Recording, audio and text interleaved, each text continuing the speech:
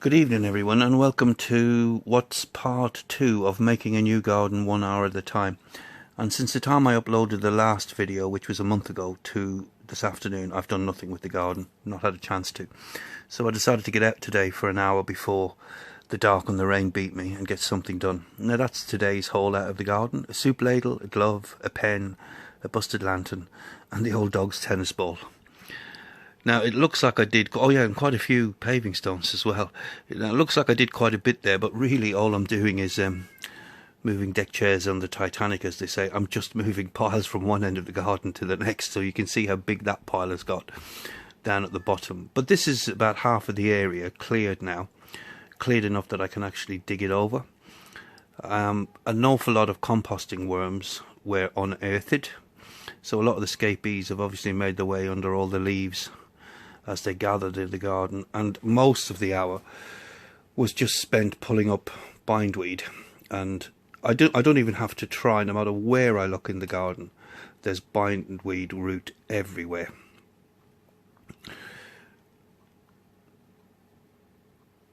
There's a little composting worm. He's obviously not happy. His little house has been moved over to here, so he's making his way over to where the leaves are.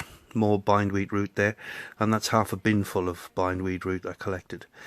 Now the other thing that was really nice to discover is that there's earthworms everywhere in the soil, which is even more of a mystery then as to why absolutely nothing would grow unless the soil improved over time with the stuff accumulated on it.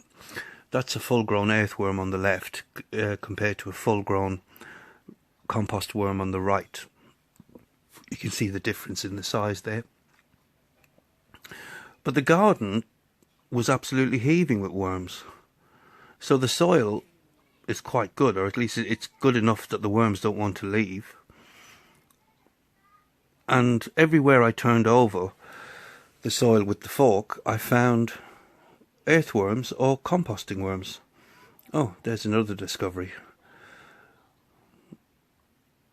One of my kids' little balls, probably lost 20 odd years ago.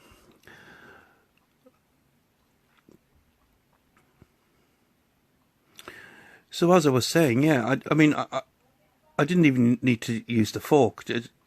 I can just put my hand in anywhere into the soil and I can pick up earthworms. So that would tell me that the soil is actually not in that bad a condition at all. So as to why we could never get anything to grow here, I don't know. It's a mystery. But as you can see, I'm just sticking my hand in the garden and there's earthworms everywhere, absolutely everywhere.